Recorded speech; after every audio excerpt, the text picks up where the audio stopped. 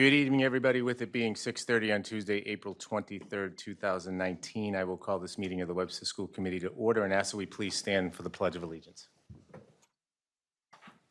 I pledge allegiance to the flag of the United States of America and to the republic for which it stands, one nation, under God, indivisible, with liberty and justice. I hope all of our students and staff enjoyed the April vacation. I won't even comment about the administrators being able to have time off, because last time I did that, I got in trouble. I also will hope that everybody had a wonderful Passover and Easter. First item on the agenda, I will entertain a motion to approve our April 9, 2019 minutes. So moved. Second. There is a motion and a second. Any further discussion? Hearing none, Laurie, would you pull the committee, please? Yes. Yes. Yes. Yes. Next item on the agenda is the, before I jump, Mrs. Gogan, just a reminder to all that might be working and our guests who are already here, our public hearing will start right at 7 o'clock to go into our budget discussion. With that being said, next item on the agenda is the superintendent's report. Good evening, Mrs. Gogan. We're doing well.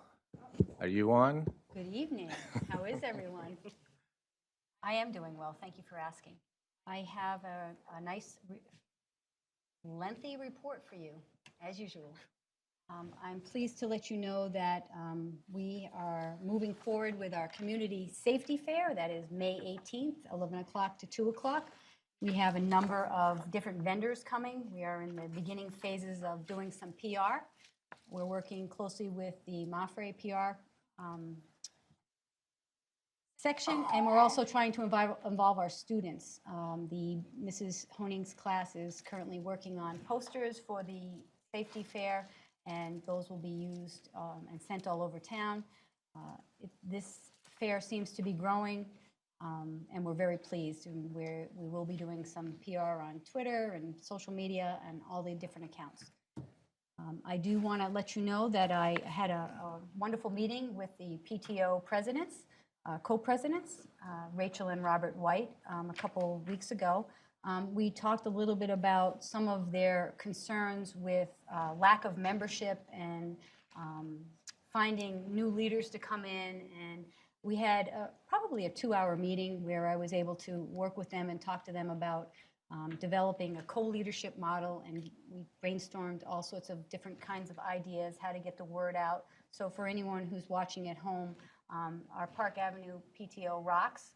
They raise a lot of money to support our teachers and our students. They donate well over $5,000 for supplies, and I don't even know how much in field trips and buses. And their passion is wonderful, and they are looking for parent volunteers. So if you're interested, please reach out to the PTO at Park Avenue School and call their front office if you have any questions on how to reach them. I am pleased to let you know that we are constantly looking at ways to expand our partnerships outside of our school. As you know, we have been doing a North Village Title I tutoring session thanks to Ms. Daniels and the folks over at North Village.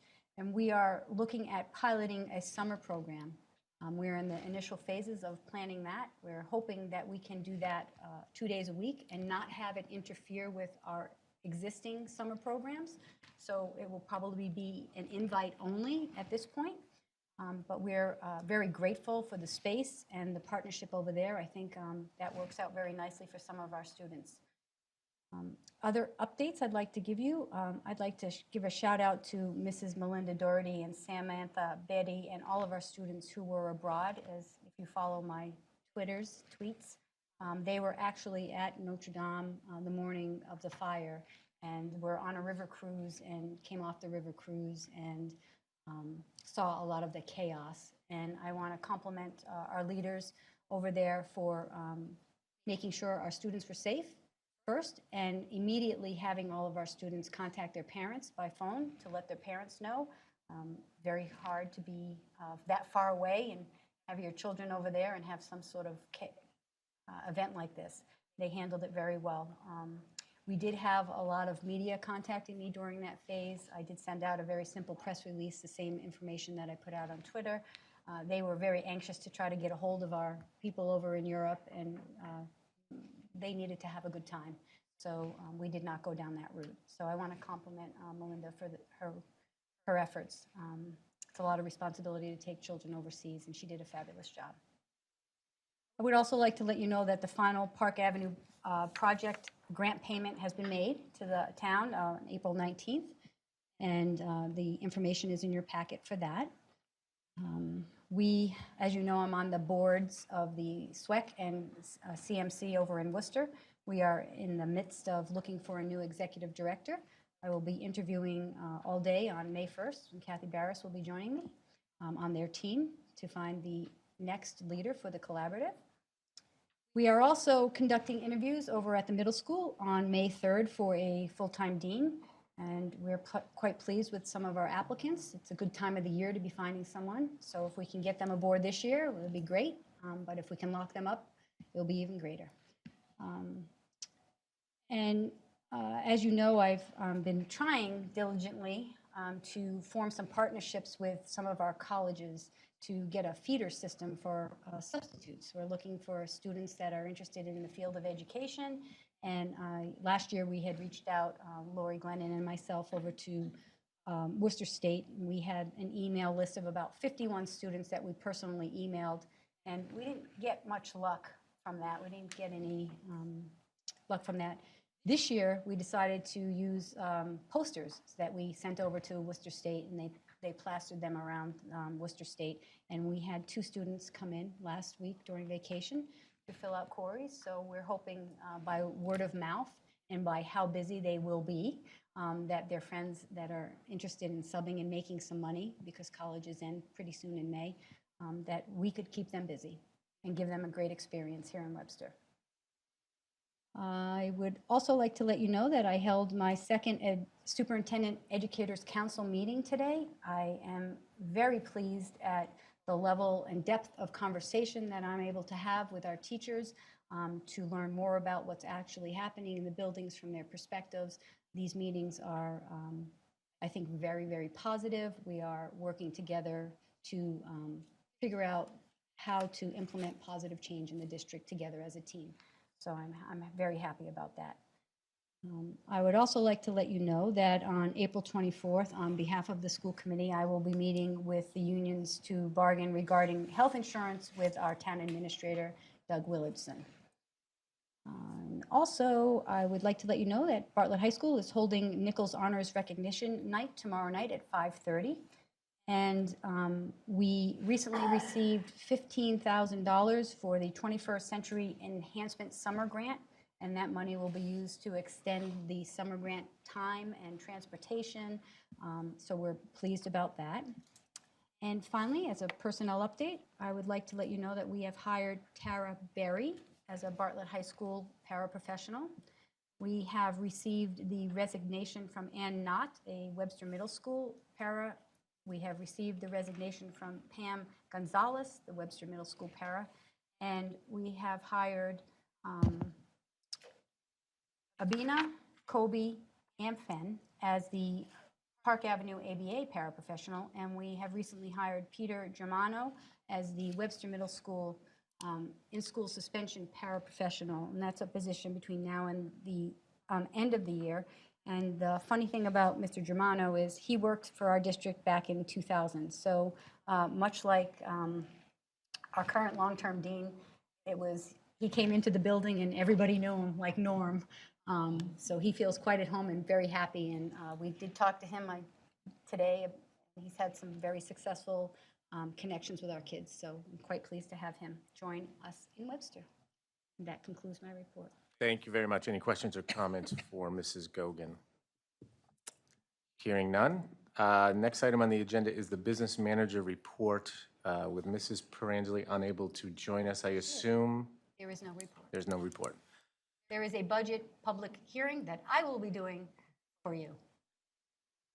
On that note, so we have a little time, the guests who are with us so far, do you have a copy of the presentation?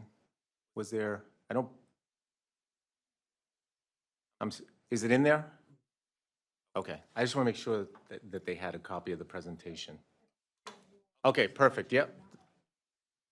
No, that's what I didn't look at the packets. I didn't see the actual budget presentation and didn't realize it was in the packets.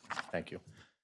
Continuing with the superintendent's report, next item on the agenda is the principal report. Robert, I've done that, I think, 3 of the 4 times you've been here. Robin Parmley, Park Avenue Elementary School. Good evening, Mrs. Parmley. Good evening. It's been a long day, right? It seems to always be a long day by the time we sit in these chairs. Good evening, everybody. So you'll notice a lot of what's on here has to do with MCAS because that's where our big focus is at this time. So just to tell you a little bit about some events that we've had. We've had our MCAS Parent Information Night, which our staff did an amazing job. Our team of 3rd and 4th grade teachers and academic interventionists all took part in giving information to the parents. The night was amazing. We had Carlos from Mexicali who provided the entire meal, so families were able to come out, have a great meal.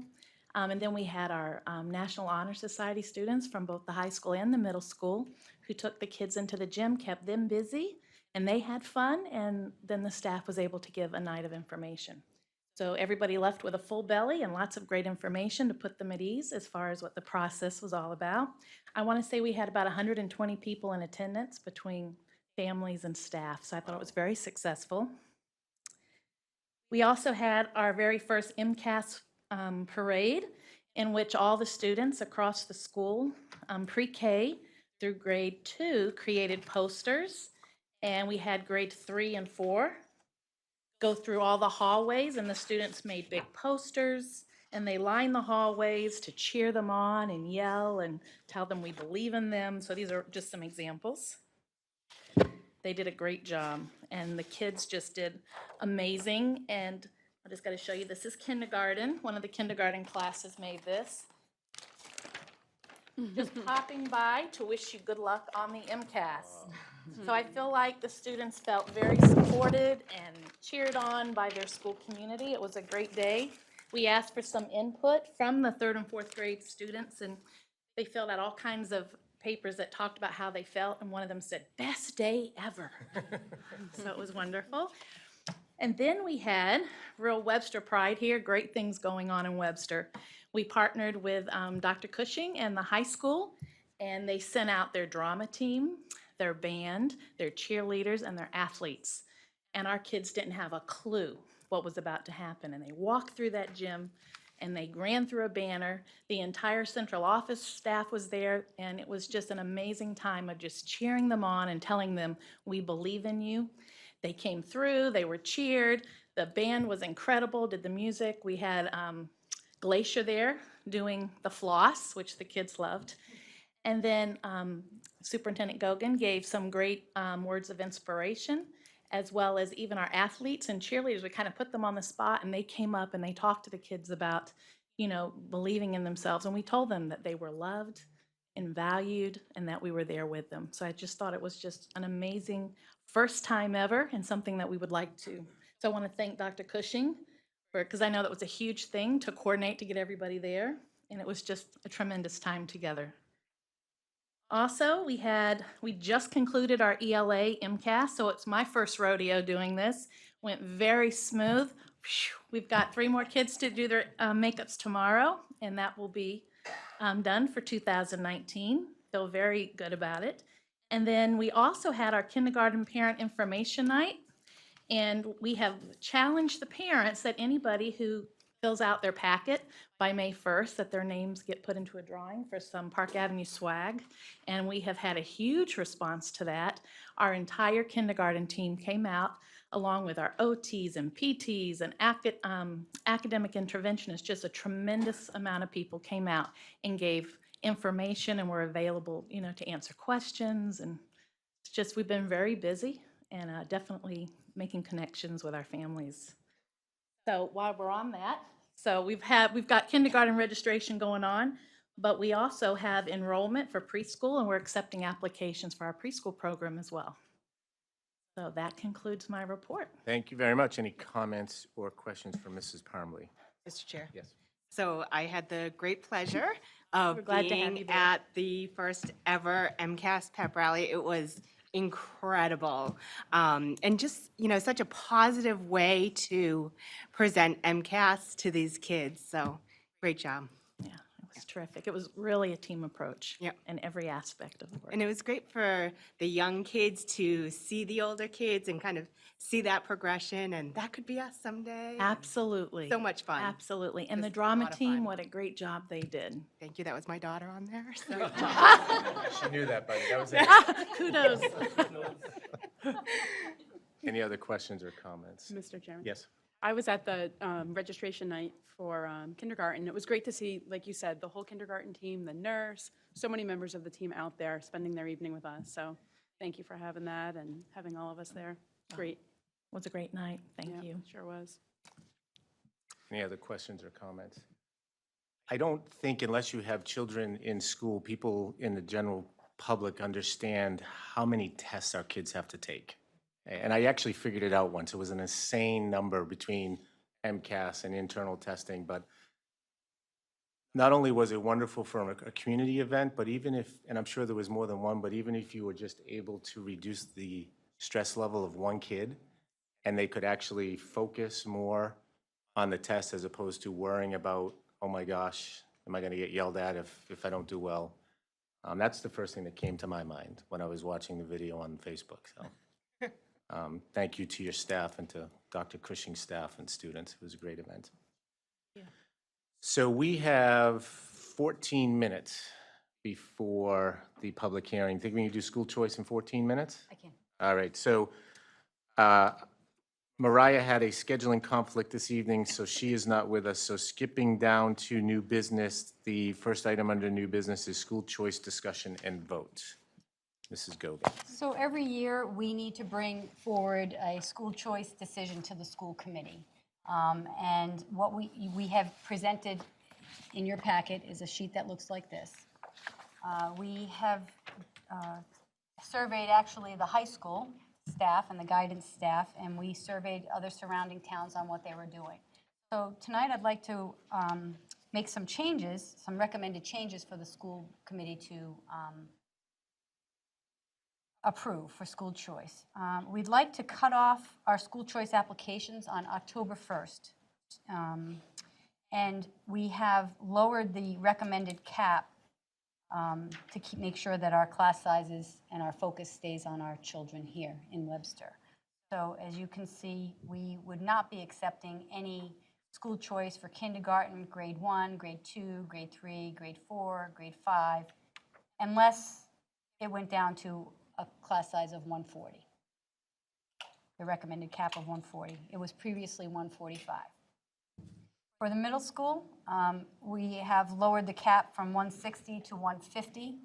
And so at this point, school choice would be open for grade 6 and grade 8. And for the high school, we have lowered the cap from 170 to 160, and all grades would be open for school choice, but with the recommended cutoff of school choice applications. I do want to let the committee know that by law, when you have an application for a school choice, you cannot exclude someone because they've been excluded from a school. You cannot exclude someone because of discipline issues. You cannot exclude a student because they're special education. You basically, if you have an open seat, you have to accept that child. And then once they're in our district, they're in. So that's our recommendation. Okay. Laurie, do we need a public hearing if there's a change? It's only if we choose to opt out or opt in of the whole program, correct? So changes within our own program does not require a public hearing. Okay. Any questions or comments from the committee? The caps and the cutoff of October 1st, would that also apply to siblings of existing? It would. It would be a set cutoff Okay. of October 1st. Any other questions or comments from the members? Mr. Chairman? Yes. Just to clarify, if there's a child that is in our district school choicing and then their sibling is entering into, say, kindergarten, would they be allowed if we're If at they this met the number? cutoff date, and if there was an open seat. So So, if there's no open seats, that Right. sibling would not be allowed in? yes. Okay, So at the elementary school, there is no space. Right. There's actually no physical space. Yeah. So we wouldn't, we are not allowed to say, oh, because you have a sibling, you can come in and we're going to increase our numbers. fair enough. Any other questions or comments? I will say what we are seeing with school choice is we see a lot of mid-year, late-year school choice applicants. So that's where the earlier cutoff date came, and it came from our high school staff. Any other questions or comments from the members? Hearing none, what is the desire of the committee? Mr. Chairman, Mrs. Siddiqui. I'd like to make a motion to approve Superintendent Cogan's recommendation for school choice. Second. There's a motion and a second. Any further discussion? Hearing none, Laurie, would you pull the committee, please? Yes. Yes. Yes. Yes. Yes. Now we have 9 minutes. I assume you would like Ms. Baker here for that discussion? I would. Okay. And I'm just hoping that she's okay because this is not like her not to be here. So Okay. I have texted her and have not heard. Okay. Unfortunately, per the law, we have to wait until 7 o'clock. So until Mrs. Baker, if she does join us in the next couple of minutes, we will. I have some information I can give you. Perfect. Is it related to the agenda? It's related to student success and good things that are happening in the district. Okay. It's quick. Okay. So on behalf of all the good work that happens in our schools, I want to share with you that we have, they have selected the super team students, and I'm only going to read their first names. Come on, try the No. last names. No.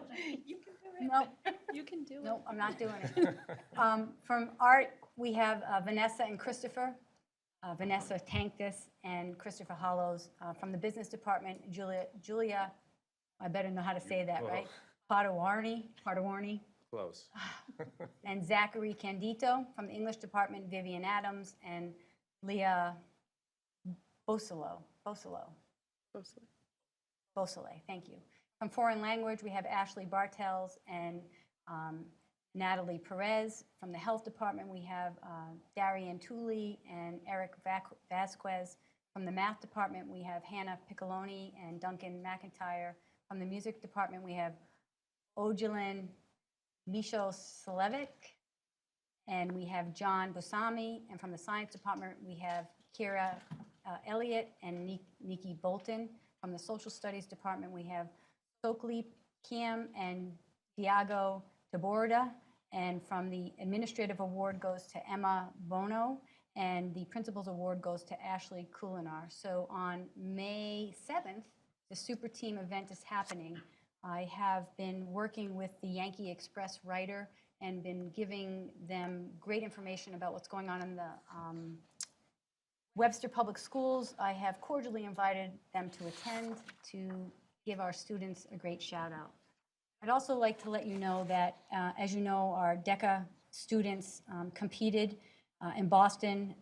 Those students were Ashley, Brandy, Tyler, Ryan, Vangel, and Noah. And as you also know, Tyler Adolfo is heading to Orlando, Florida to compete because he is at the international competition level because he won for business and finance.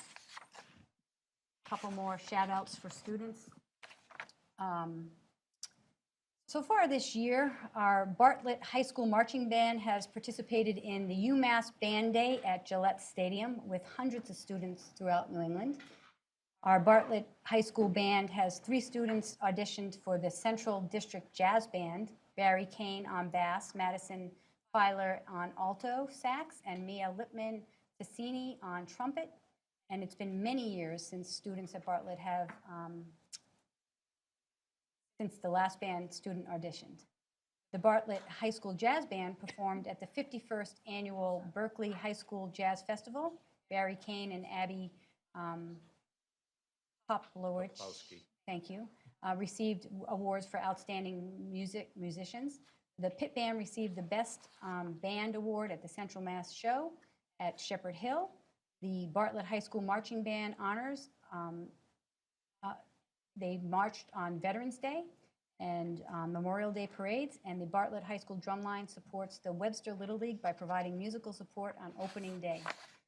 The last thing that I have to tell you, and there's many, many more things that happen that are great here, but these are the only people that sent me information. So this year also, I just want to give a shout out to our honorees. Logan Peranto was the Central Massachusetts Football All-Star from the Telegram Superhero Honorable Mention, and Troy Johnson was the Central Mass Football Coaches All-Star in the Telegram Superhero Honorable Mention and Central Mass Senior All-Star Game Selection. And I just want to give a shout out to our kids and our teachers. We're doing great things, and I don't think we pause enough to say congratulations to the kids for taking the risks to try new things. And I just want to go back to your comment, Kathy, about how important that MCAS pep rally was for our little children at the elementary school to see our high school kids acting in drama, singing, dancing, and cheerleading. That's how they're learning about basketball. That's how they're learning about setting goals for themselves and letting their dreams come true. So wonderful things happen here every day. So thanks to all the people that make that happen. I think Mrs. Daniels is a visual learner. She is. Chaplain, what do you think? Yes. Mr. Hack would be proud. So now we have 4 minutes, but I don't think that's going to give you enough time. It's up to you. We can start it. I have to start the public hearing right at 7. I don't want to interrupt you, but would you rather start, get interrupted, and continue? That's fine. Okay, so we'll just quickly jump to item B under Old Business Webster, ABE Linkages Site Visit Report. Good evening, Mrs. Baker. You need a microphone. Okay, thank you.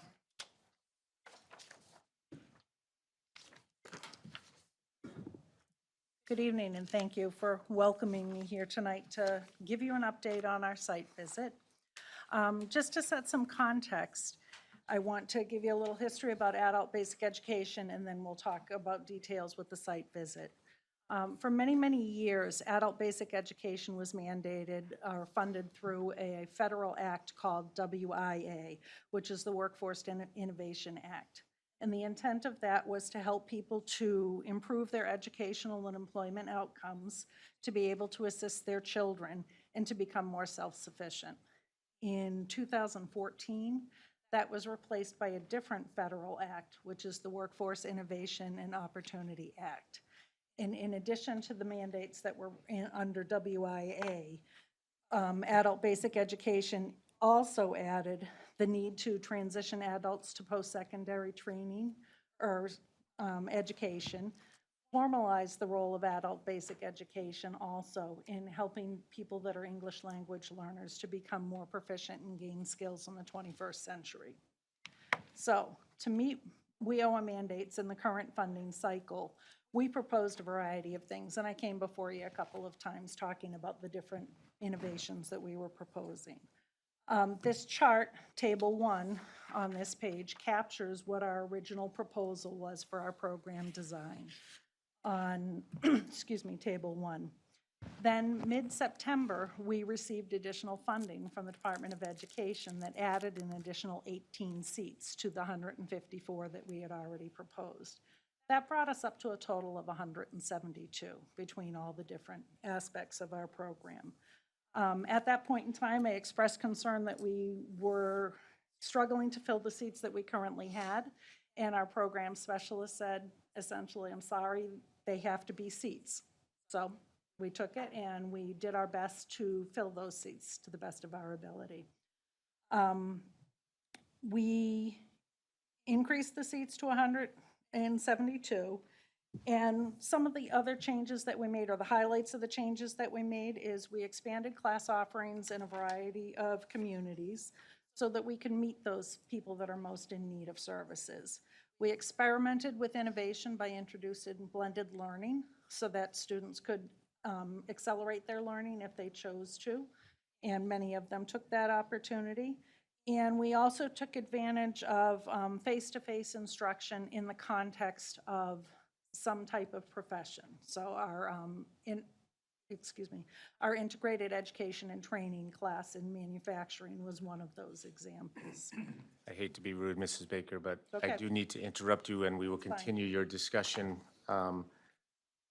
On the agenda and per town charter is our FY20 public hearing, FY20 budget public hearing, as it is 7 o'clock.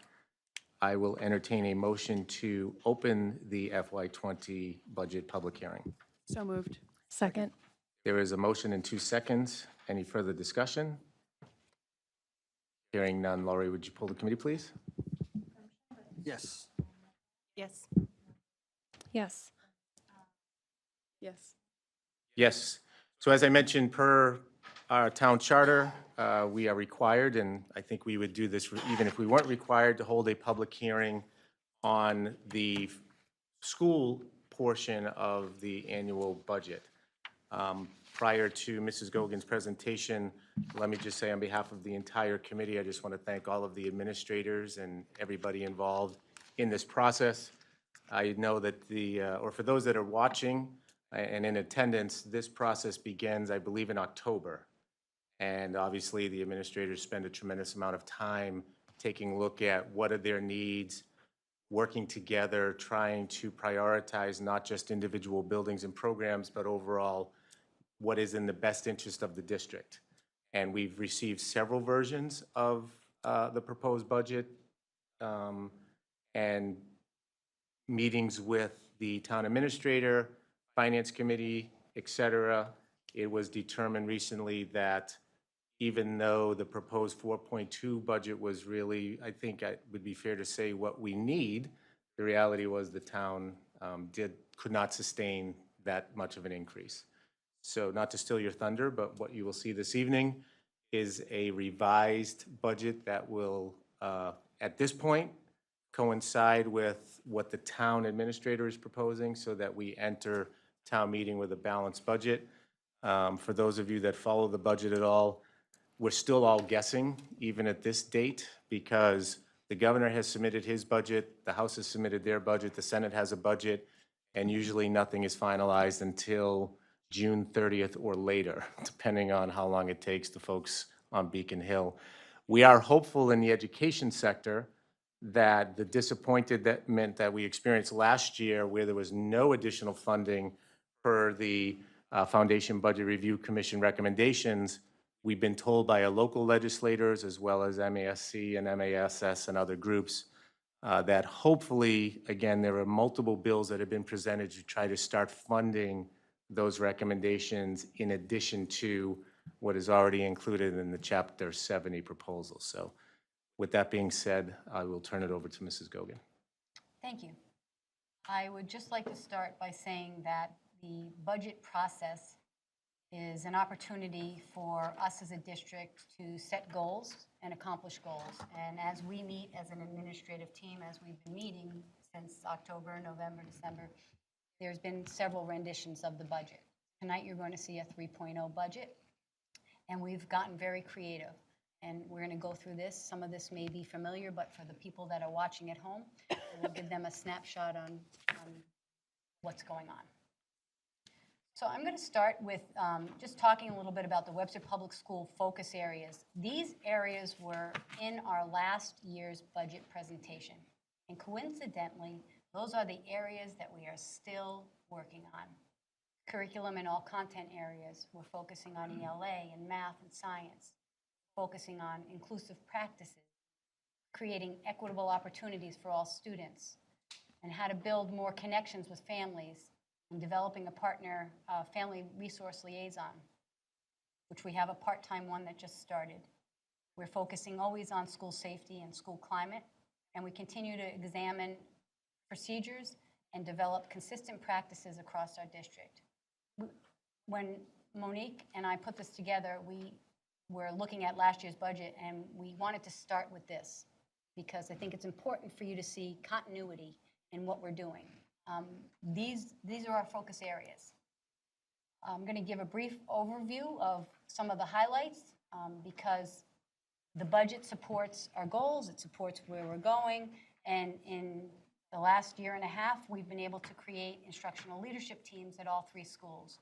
We have instructional leadership teams and the district leadership team working together on school turnaround plans. We hired 2 new principals this year at Bartlett and at Park Avenue School. We also have the supports of 2 curriculum directors, one for math and science and one for ELA and literacy. We have developed a new professional development committee, new this year, to get direct feedback from our teachers. We have also developed a new 2-year mentor program. All the research will tell you that you want teachers to come and stay in your district, and we don't want them to come and leave, and they need different types of supports. So we've put that in place. New this year, we have also developed a new athletic hiring process. In the curriculum and instruction area, we are in the 2nd year of implementing a new reading program, K to 5. We're in the 1st year of implementing a new mathematics program, K to 12, which our teachers selected. We are piloting reading curriculum for grades 6 to 12. And we are in the 1st year of using a new district assessment system. We are also implementing new science resources, such as STEM scopes and science kits, I'm sorry. And we, for the 2nd year in a row, have increased the Students' Day at Park Avenue Elementary School for time on learning. We are a turnaround district in Webster, and the work that we are doing is very purposeful, very planned, and it has to do with increasing our students' achievement rates by supporting our teachers with the resources that they need in order to meet the various needs of our students. Park Avenue Elementary School has received over $400,000 from the Department of Education over the past 2 years for turnaround efforts. Their accountability rating went from 1% to 22% in 1 year's time. This year, they had their 2nd monitoring site visit, and there's progress being made. Bartlett High School is receiving $25,000 this year from the Department of Education to create a turnaround plan. And their accountability rating went from 6% to 9%, from 9% to 6%. They are receiving these funds and putting together a turnaround plan this year. Webster Middle School received $47,000 from the Department of Education last year to create a turnaround plan. Their accountability rating is 11%, and it was 7% last year. Each principal is tasked with developing distributive leadership at their building. The instructional leadership team teachers meet twice a month, and they work on turnaround improvement plans, action plans, reviewing student data, and monitoring progress. As you know, this year, we were selected to have a comprehensive district review. We were selected specifically because of our low status as a turnaround district, because they want to monitor what's going on.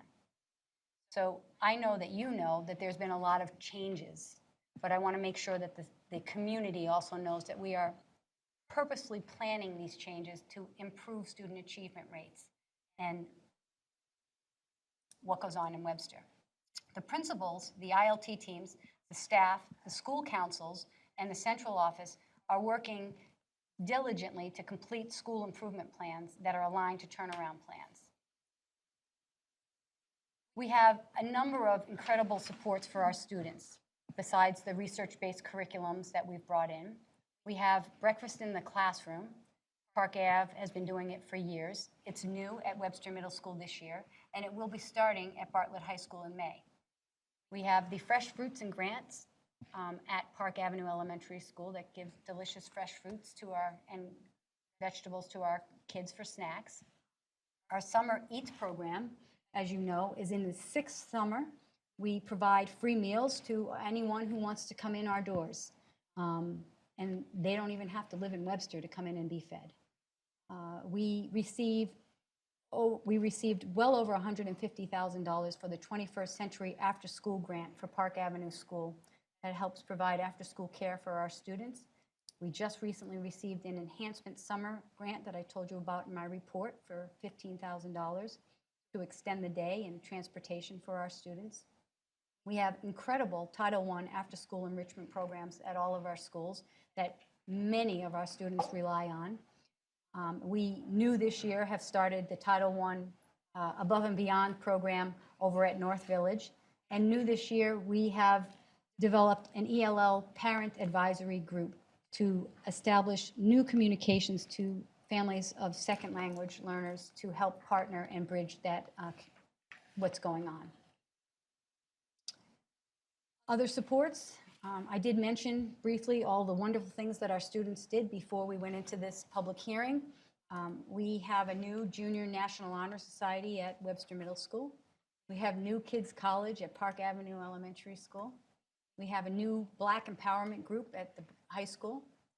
We have cheerleading and athletics at both the middle school and the high school. The athletics at the middle school was new last year, so there's a lot of new things happening.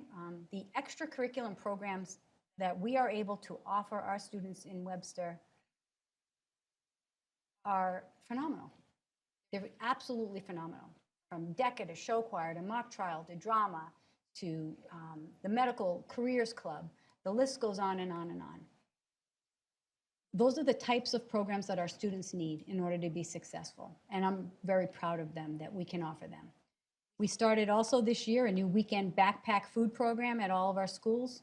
And also new this year, we decided that we were going to partner with Ewing to make sure that some of our students had access to therapeutic counseling in school so their parents didn't have to take them.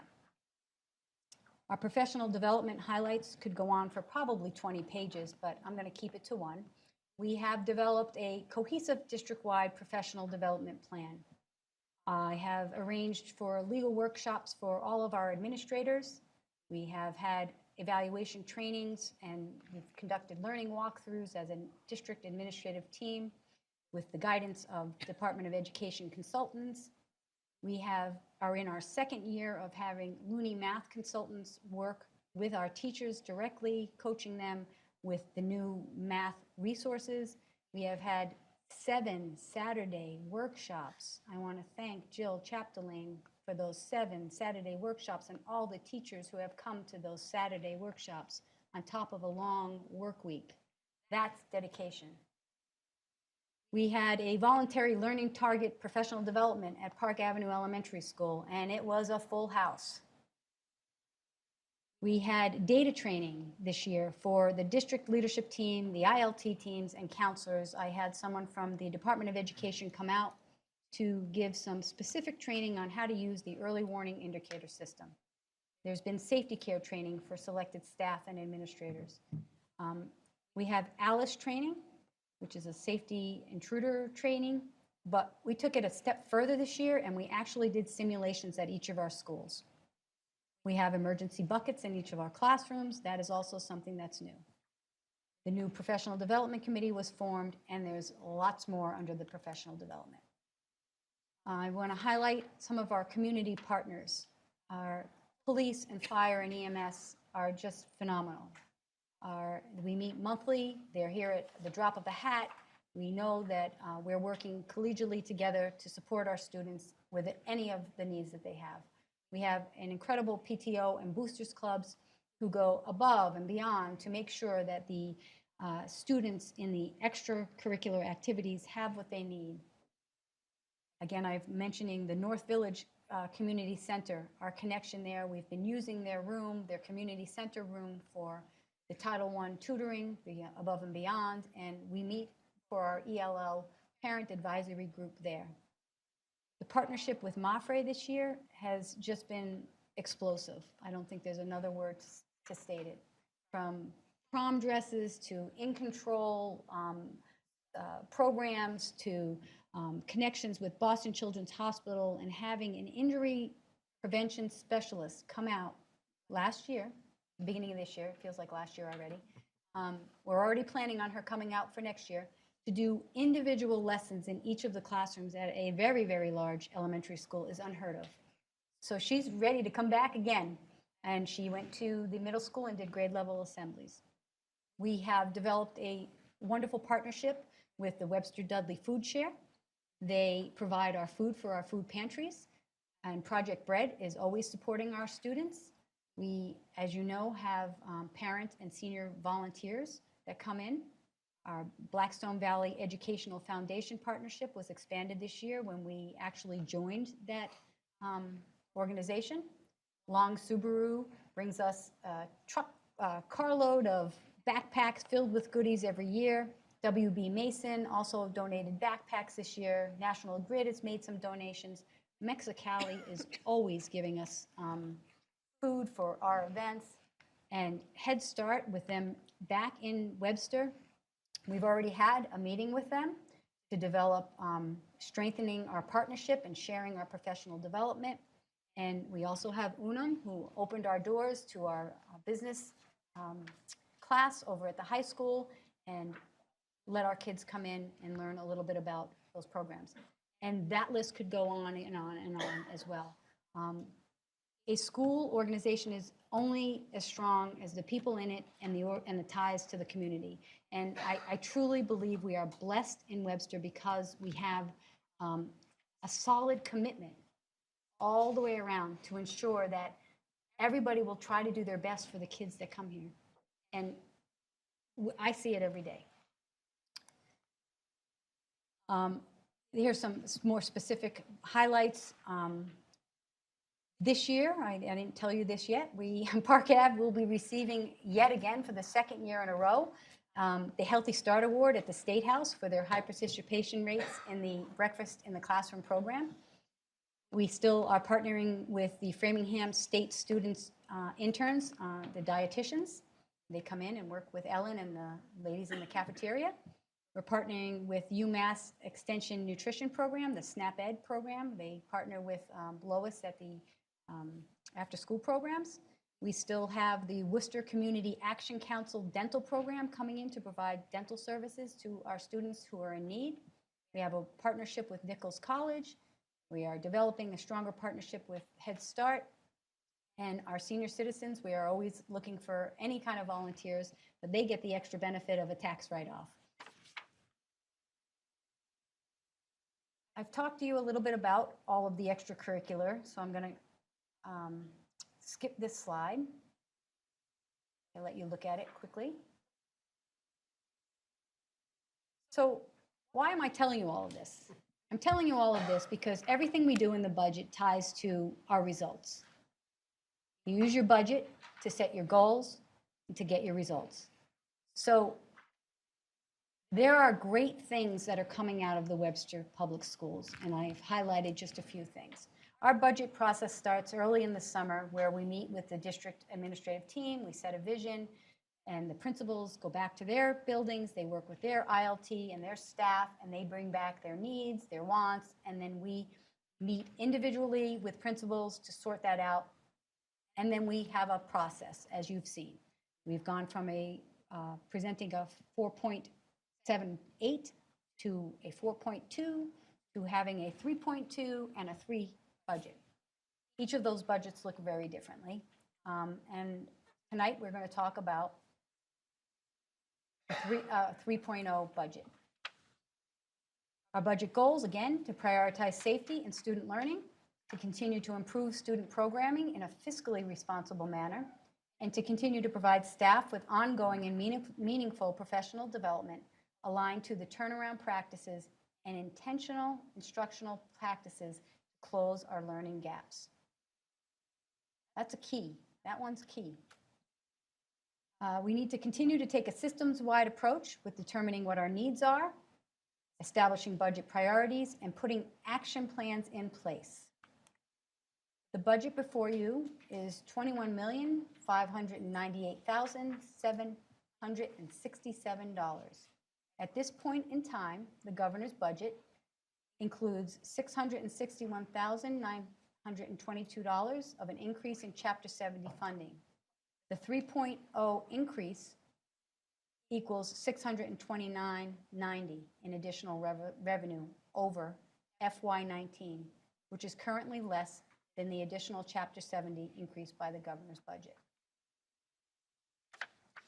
Our budget includes, based on our needs, an additional adjustment counselor, grade 3 teacher, and a .5 custodian at Park Avenue Elementary School. With those additions, the decision has been made to reduce a special education teacher and the librarian by .2, so it will be a .8 FTE librarian. The Webster Middle School budget includes a dean of students, that's a full-time dean of students, that's an increase of a .4 to our budget, another adjustment counselor, and a .5 custodian. At that school, the reduction is a paraprofessional, which is currently vacant. In Bartlett High School, we have put in for a dean, a full-time dean, and they have made the decision to reduce a special education teacher, which is a currently vacant position, and to reduce foreign language to a .5 due to low numbers. The district is looking to have a part-time ELL coordinator, which would be grant funded and a little bit coming from the LEA budget. This is an important piece, the adjustment to funding sources.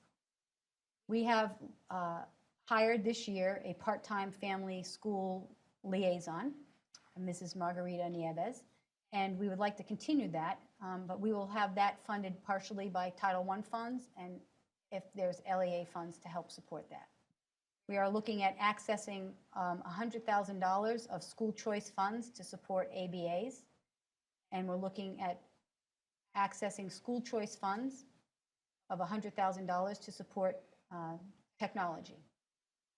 Our circuit breaker funds, we're budgeting $638,428 for special education. And we're looking at taking some of the before and after school funds to fund the .5 Park Ave custodian. The FY budget also includes $10,000 for additional funding for substitute teachers, $26,000 additional funding for curriculum, going from $75,000 to $101, $15,500 for extracurricular activities. That includes transportation, program supplies, dues, and we wanted to get the cheerleaders on the map. We wanted to make sure that they got some funds, so there's some money in there for some uniforms for them. We also have put in $6,000 for mentoring to support our 2-year program. We have made reductions in $10,000 in the technology contracted services. We have made reductions of $7,500 in custodial overtime, the additional .5 staffing. We have made reductions of $40,000 in Bartlett High School electricity and $10,000 in reduction in Bartlett High School heating. Both of those, our business manager conducted a historical analysis and feels very comfortable with those numbers. I certainly cannot read that on that screen, but I will give you a brief summary. With all the positions that I have just told you about, our net spending would be about $25,000 with moving, shifting staff around. And I think that's a good thing to show the community that we are being extremely resourceful with our existing funds and trying to use what we have. Once again, here is the circuit breaker history. As Monique has told you many times, circuit breaker is a fund that we would really like to keep a balance of what we receive, the 1 year's balance in the queue. And we have not been able to do that. We're anticipating taking $636,000, leaving us with a balance of, an estimated balance of $407,000 for this upcoming year. Here's a picture of our school choice funds.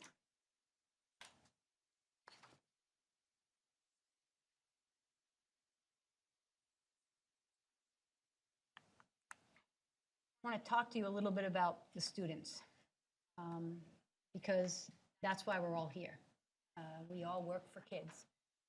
And I want to speak a little bit about the student population that we serve. And in front of you, we are comparing the Webster District to the state. And I just want to point out that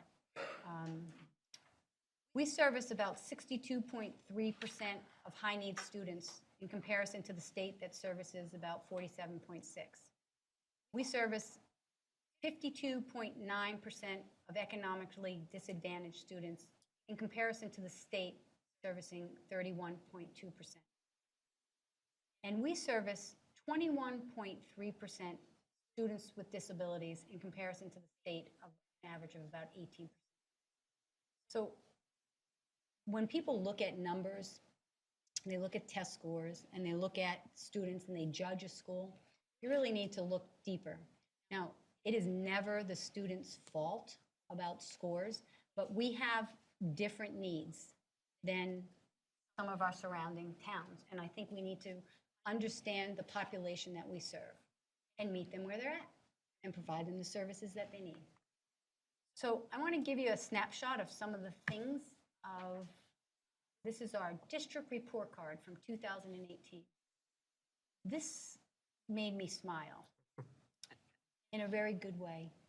It's really good. So I know you're kind of sick of me like touting all the positive stuff, but there's a lot of good things that are happening here. Our district provides 92.9% of our students access to the arts, compared to the Massachusetts state of 79.7%. So with all of our challenges, we're keeping our priorities focused. And I think that's important for the community to know. For advanced coursework, 61% of our students in 11th and 12th grade are completing at least one advanced course compared to the state of 65%. We're not far behind the state on that. Grade 9, course passing. This is the percentage of students who pass all of their courses in grade 9. In Massachusetts, a student is 4 times more likely to finish high school if they pass all of their classes in grade 9. So this is something we really want to pay attention to. And I think, we have the STRONG program, and we need to build upon that, looking at all of our students, because only, I think, 30 students are accepted into the STRONG program. So about 65.8% of our 9th graders are passing all of their classes in comparison to the state level of 79.8. And right here is the Mass Core completion, the percentage of high school graduates completing the Mass Core program. There's 4 years of English, 4 years of math, 3 years of a lab-based science, 3 years of science, 2 years of the same foreign language, and 1 year of arts program. We're at 79.5% compared to the state of 81.1%. Last year, when I presented the budget, I gave you the student growth percentile, which is an important figure to look at. Are our students making progress? Regardless of where they are they making progress? So as you can see on this slide, this is just a snapshot of the ELA students, grades 3 to 8. Their student growth measures the amount of academic progress made over the year. An average score between 40 and 60 means the district or the school is making typical progress. So we're at 53.4 for all 3rd through 8th graders, and the state's at 50. We're above the state. Last year's growth rate was 33. That's huge. That's huge. This is for math, grades 3 through 8. We're at 52.1%, and the state is at 50. Last year, we were at 36.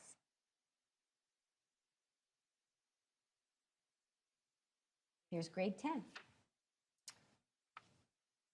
We're at 40% for grade 10 in ELA, and the state's at 49.9. And last year at Bartlett High School, they were at 34%. Progress again. Student progress for math, grade 10, we're at 46.4%, and the state's at 49.9%. a slight decline in this for math. We're at 43 last year. Oh, that's not right. That's not right. That's not right. That's not a decline. We all make mistakes. So there's been an increase in each of the testing grades, and dramatic. I would say, I would call that dramatic. I also would call the dropout rate change from 2017 to 2018 dramatic. We went from 6.2% to 2.8%. And I would like to present the four-year adjusted graduation rate.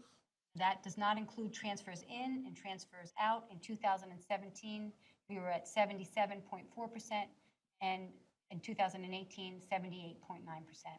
And the four-year graduation rate includes everybody, bottom one, people in and people out, went from 73.1 to 71.8%. We spend, on an average, $14,000 per student in comparison to the state of $15,000. So all of the things that I've told you, we are doing very frugally, and we are doing it very wisely, and we are finding success. The district report card gives you a grade. We know that we're a turnaround district based on our grade, but our district is showing improvement across most accountability measures at 64%. We are overall, our classification still requires assistance, and we are focused, targeted supports, and that's where those turnaround plans and those school improvement plans come into play. And those are our goals. So our goals are continuing to focus on equity and serving all students in a fiscally responsible manner. I believe we are doing that. I hope my presentation has shown you that we are doing that. I earnestly want to thank our entire community for their overwhelming support of the Webster schools and the students, because it's heartwarming. There isn't a day that goes by that I don't say to myself, in Webster, kindness matters. It does. So thank you. That's my budget presentation. Thank you very much, Mrs. Gogan. As this is a public hearing, any of those who have joined us this evening, certainly if you, quick funny story. So at the last meeting, I asked publicly, should we move the venue? Because I was concerned that we may not have enough room, and I was hoping that that would occur. But I do really appreciate both of you joining us this evening, year after year after year, by the way. Do either of you have any questions or comments? Earl, if you would just do me a favor, because I get yelled at when people who are watching can't hear you. Hi, Earl Gabor, 22 Spring Street. I just have one quick question. I know last year you had talked about meeting with other districts. I think busing was one thing you looked at. Has anything developed in that or any other area regarding, inter-district collaboration to look at expenses? Yes, there was some movement on that. Our business manager, Monique Perangeli, met with the surrounding towns, and our rates were actually better to stay alone.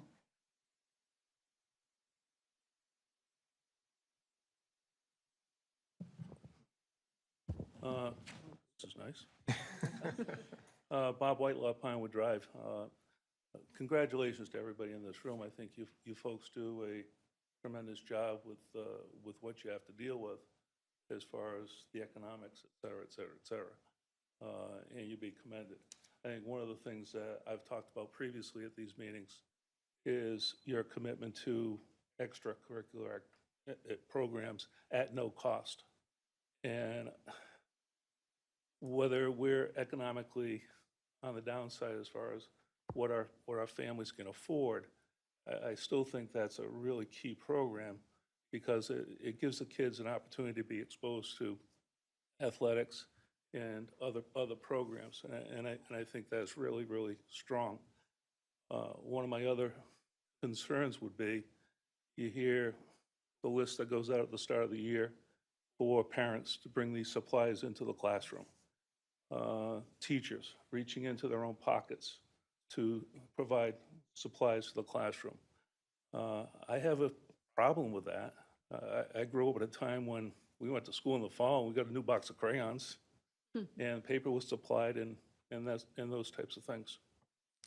And I think that considering how difficult it is for a lot of families to make ends meet, being able to find some funds to support just the basic supplies that the kids need, at least through elementary school, I think would be really important. I think as important as the after-school activities funding. But having said that, there's the other side is, how do we pay for it?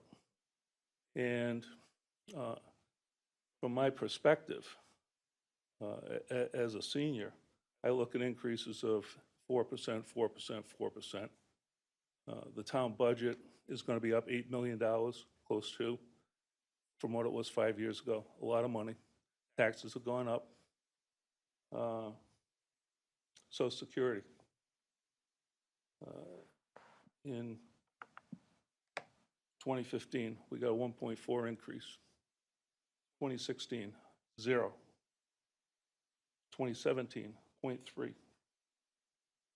2018 gave us a real boost, 2%. Of course, that got eaten up by Medicare, the increase in Medicare that year. This year, we got a really big boost. We got 2.8. That averages out to $39 a month. And for a spouse, $21 a month. So that's $60 a month extra we have, but everything else is going up, including town. So the challenges to you folks is you've got to work within your budget. You made the comment during the tri meeting, as far as living within your means. We have to live within our means. And that's all I'm looking for. I supported Park Avenue, knowing my taxes were going to go up, because I believe in the education. And the education of kids is important. But I also have to figure out where the money's coming from this pocket, to be able to afford these things. And all I ask of our town government, is just do the best you can, because we're going to reach a point. And I asked one of our current selectmen a couple of years back, what happens when we can't afford to pay our taxes? Without blinking an eye, and very condescending, that's your problem. Well, my problem is your problem, because if I can't pay, you're not going to have any money. And I think where we have an economically disadvantaged community of, what did you say, 50-some%, they're struggling to put ends together. And if it's just paying rent and not real estate taxes, it's got to come from someplace. So my plea to you is, do the best you can to kind of control that. But the reality is, I can cut down on my heat, I can cut down on my expenses, but I can only go so far. And I, for the longest time in my 40s, couldn't understand seniors talking about not taking the meds all the time, making choices on food. Well, I'm getting there. And as everything keeps going up and up and up, it makes it a little bit harder. But I don't think we're unique. I think there's a lot of people in town that are in similar positions. So I just ask you to keep that in mind. And I recognize and appreciate, please, all the hard work you do. Thank you. Thank you. Am I correct in remembering that the issue of supplies, especially at Park Ave, was eliminated this year? Just so you know, Bob, in the past, there were students that were asked to bring in supplies, and that was eliminated under Mrs. Gogan's leadership. I know personally, and I think everyone in this room, teachers do take a lot of money out of their own pocket. That's the nature of being a teacher, and I wish it didn't happen, but I'm not aware that there's any required item that somebody needs that they have to. But I did want to address, because that was an issue that bothered a lot of us last year, when parents were being asked for their students to come in with supplies. You're kind of asking people that have difficulty keeping ends together, Right. making ends meet, to then come up with additional funds. I see my own kids with my grandkids, and they're talking $100, $150 a kid, and that's not always easy money to find. It So I didn't make appreciate sense that. to That's us great. either. I'm It- sorry? It didn't make sense to us either. I think it was a tradition that was going on at Park Ave, and the kids had to bring in a very lengthy list. And last year's principal, I believe, stopped that, and I don't believe that happened this year. There may be things that the teachers say, if you want to bring it in, you can bring it in, but there's no requirement for students, because we understand that people don't have the money. Teachers because they care. Yeah. And that's what makes you all so special. You're gonna do those, you're gonna do those other things. But the schools, and I'm not suggesting that this is happening here, because obviously it's not. There's a lot of school systems that are taking advantage of that.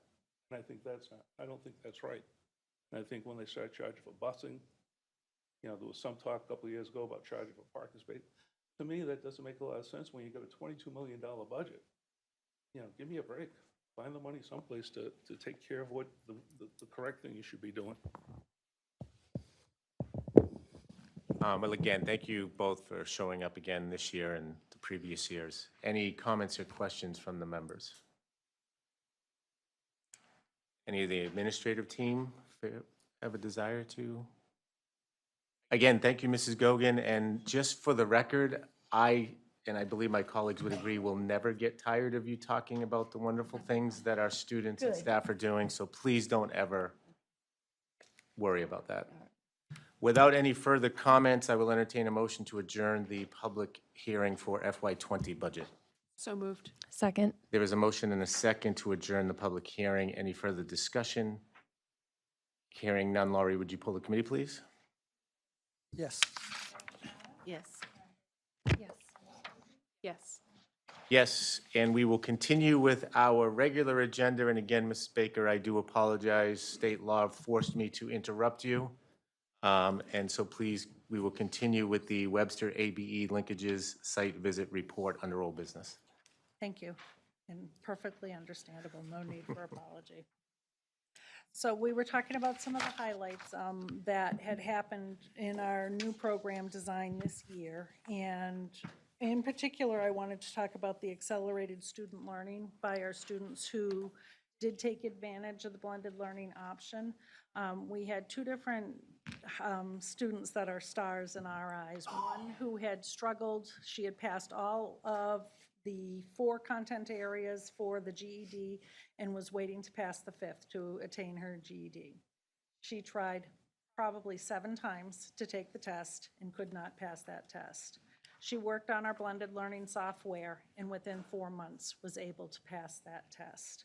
So we knew that going down the path of blended learning and making some of these instructional shifts were important for our students.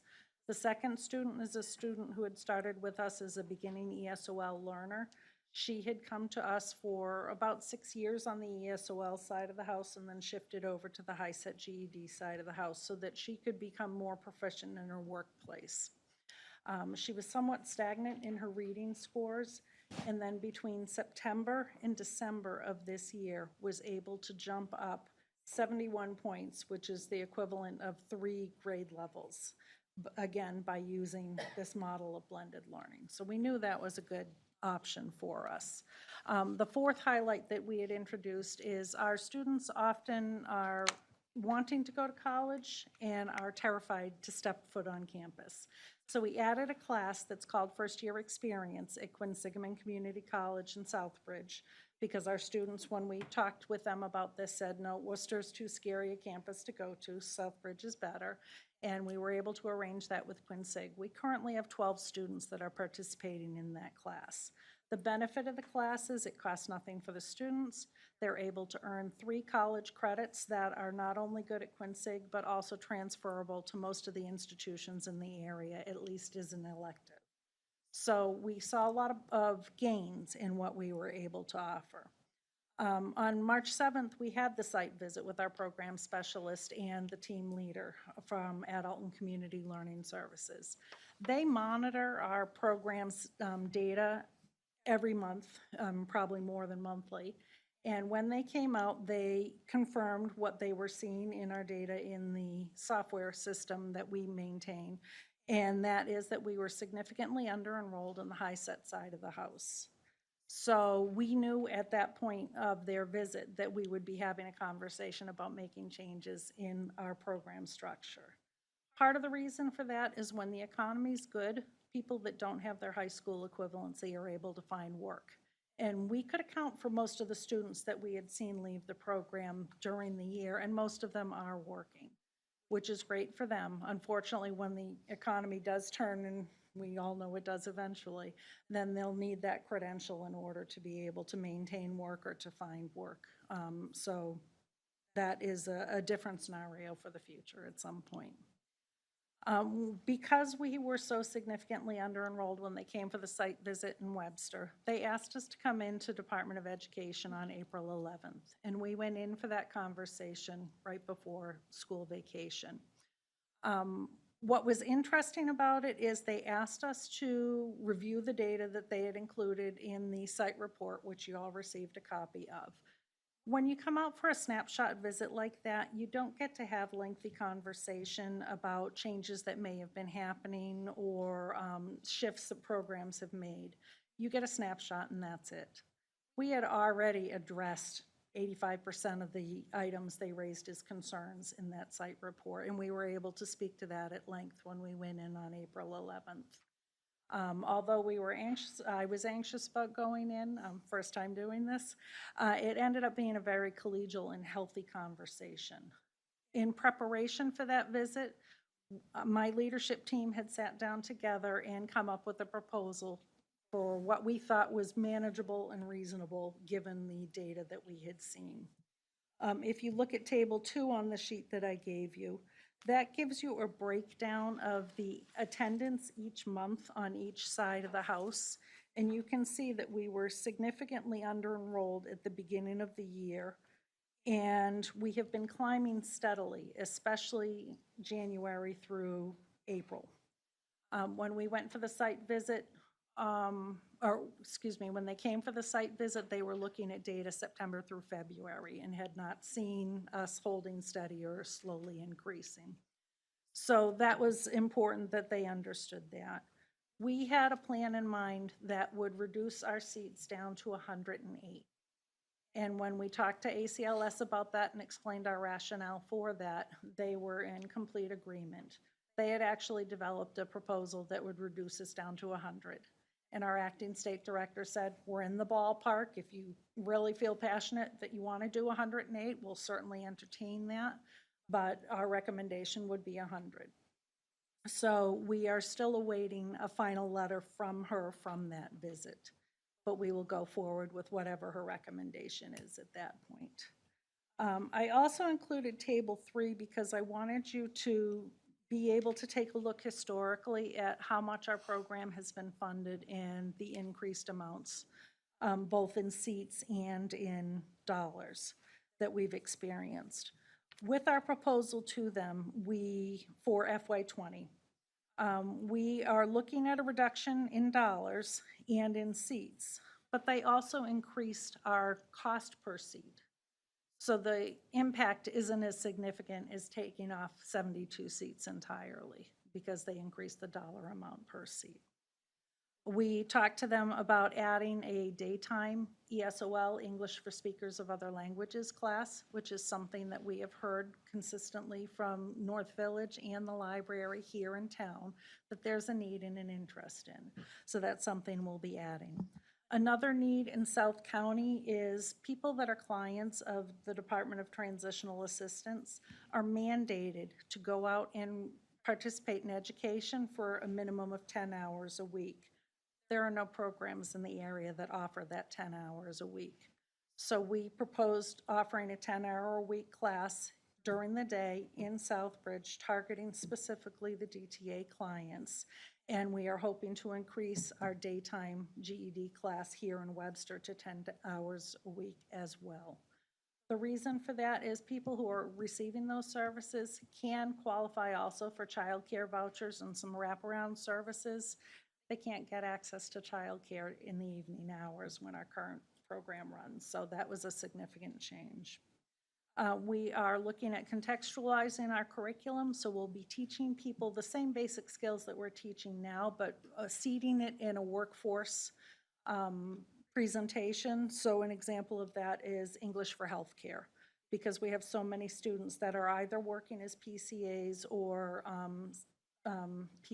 HHAs, home health aides or personal care attendants, and they want to continue on the career ladder in healthcare. So if we can teach them English skills based in that, it's a double win. And we want to continue the Quinsig first-year experience. That has been a great motivator for many of our students. And Quinsig is wonderful. They'll work collaboratively with us so that students who are not necessarily college-level skilled can still participate in the class.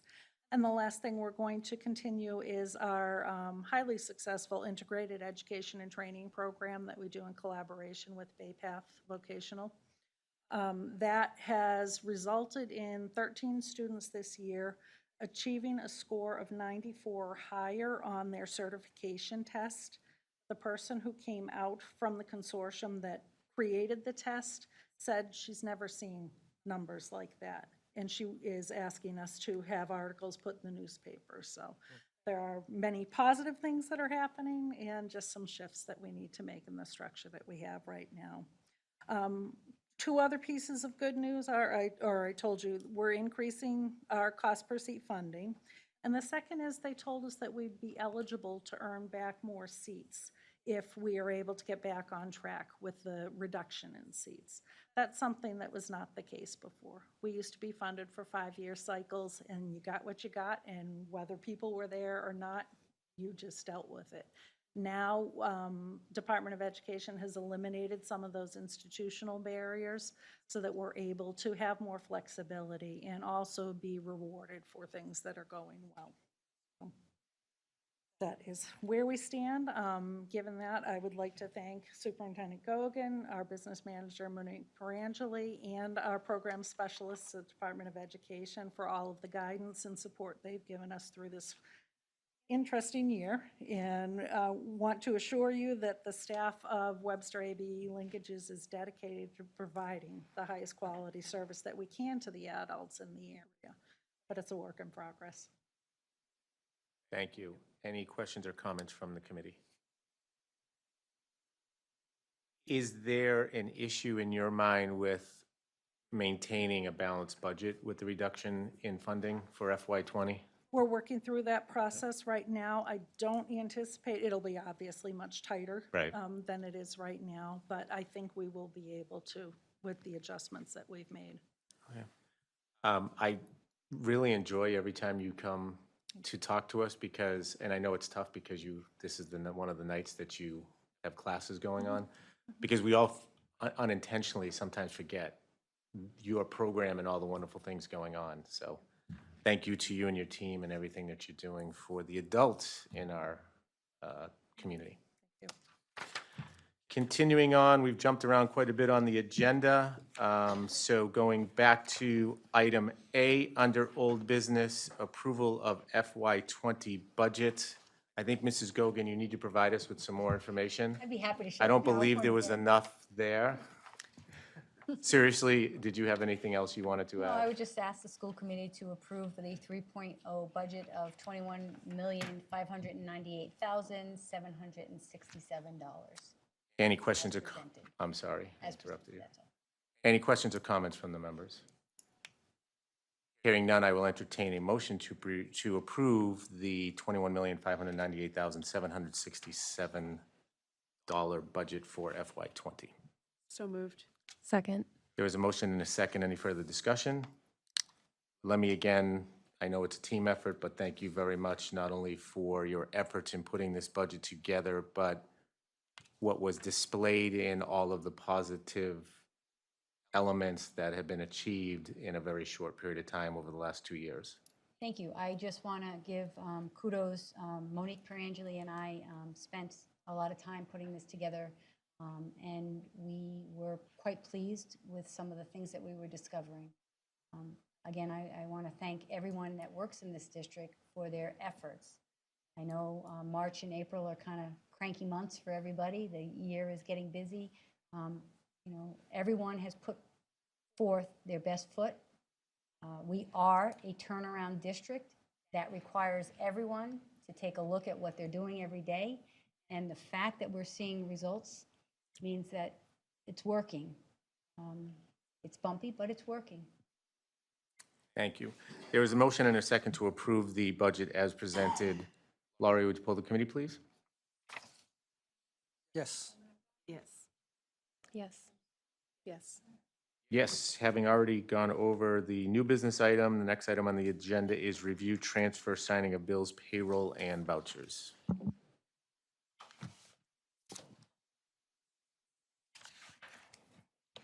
Chenoweth, you got to start at that. I'll get there.